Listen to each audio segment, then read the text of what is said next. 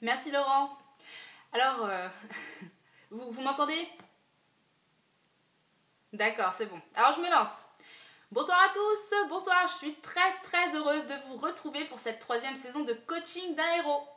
Alors pour démarrer, on va aller tout en douceur. Aujourd'hui, j'aimerais bien rafraîchir un peu les esprits et reparler de l'objectif de cette rubrique.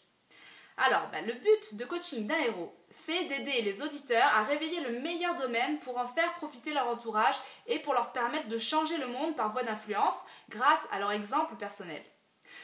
Bon, alors, on est bien d'accord, je ne suis pas à proprement parler un coach. Par contre, vous êtes réellement des héros. Vous êtes les héros sans qui demain est impossible. Ce sont vos choix quotidiens, même les plus banals en apparence, qui vont améliorer le monde entier et le mener vers plus de paix.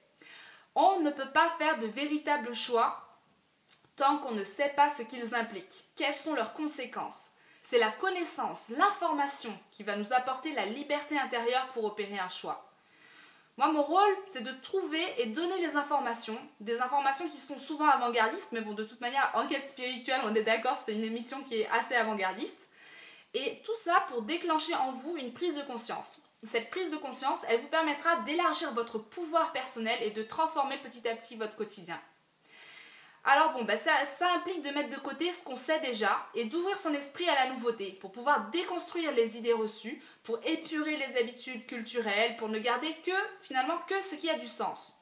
Se libérer de notre conditionnement mental pour vivre libre, pour vivre lucide et apaisé, pour que chacun de nos actes ait du sens, pour donner un nouveau sens à nos vies, pour nous rendre finalement tous acteurs de la paix. L'an dernier, on a parlé du fonctionnement du cerveau et comment en tirer le meilleur pour le guider vers la paix intérieure, qui signifie par bonne influence une augmentation de la paix extérieure, bien sûr. On a parlé d'amour et d'amitié, de féminisme, de religion. On a parlé de simplicité volontaire pour faire de la place chez soi et en soi. On a parlé longuement de l'enfance, de l'éducation et de son rôle immense dans la sérénité de l'esprit et l'équilibre émotionnel. On a parlé d'alimentation vivante pour améliorer la santé physique et mentale et utiliser le meilleur de nous-mêmes.